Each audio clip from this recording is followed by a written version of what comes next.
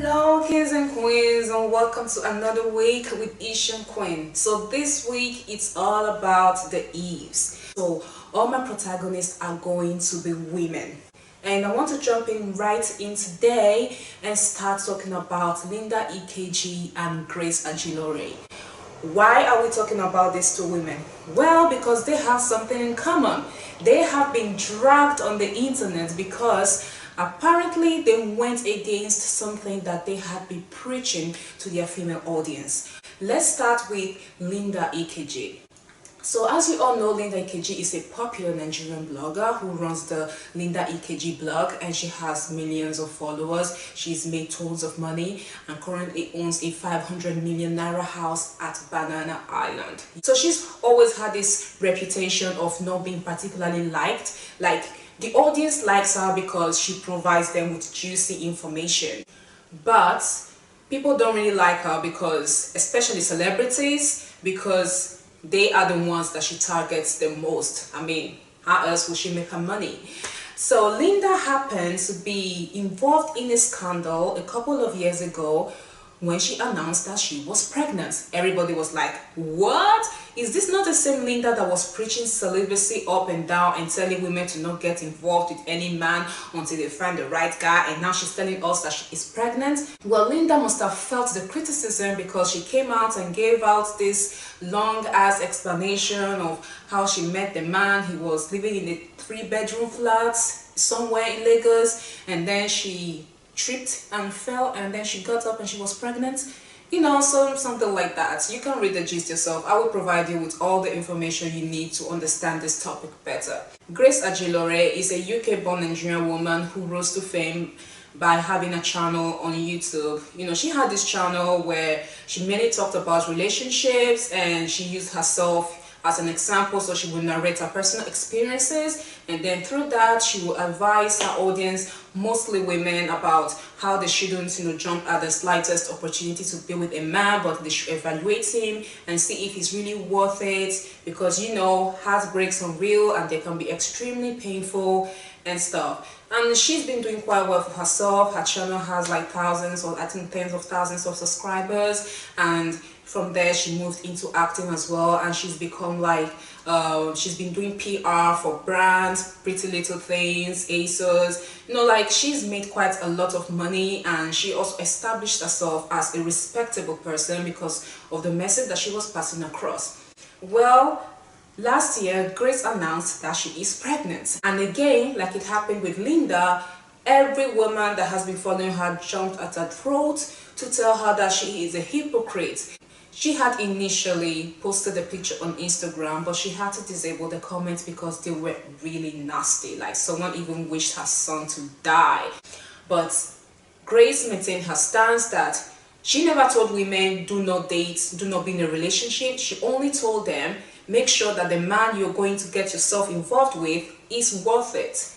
And I stand by it. Like, I stood by Linda when her own scandal broke out. When women like Grace Ajilore and Linda Ikeji are speaking, they are not speaking to any woman outside. Their message is not for every woman. You cannot be an anyhow woman and think that you can actually follow the messages or the teachings that women like Linda Ikeji or Grace Ajilore or any high achieving woman has to pass across. For one, Linda Ikeji and Grace are not delusional, in the sense that they are not the kind of women who sit down in their houses and they claim to want a specific type of man, rich, handsome, tall, dark, whatever, but they don't have anything to offer. They are not blind to the fact that they might not be up to the standard of the man that they are looking for. I already said this, that you should be the standard that you seek. You cannot be gunning for a millionaire when you are living in a hut in some village that nobody knows. If you want to be with a millionaire, you have to be able to be in a place where millionaires dwell. Grace and Linda are not looking for someone to save them. Most Nigerian women are looking for someone to save them. They need someone to save them from poverty. Linda is settled. Linda is a billionaire.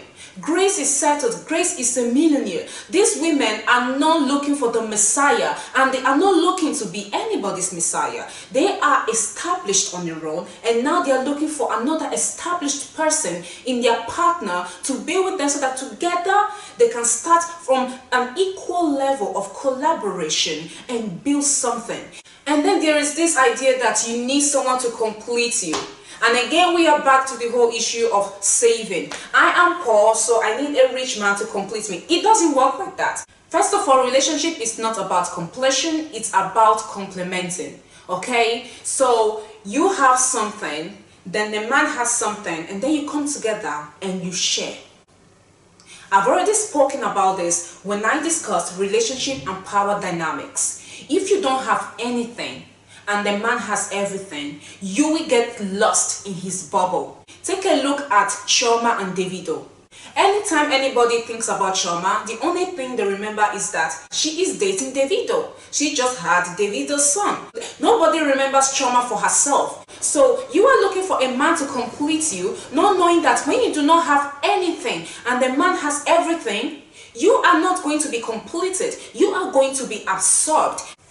Grace Ajilore and Linda Ikeji, when they are looking for a partner, they are looking to create a power couple.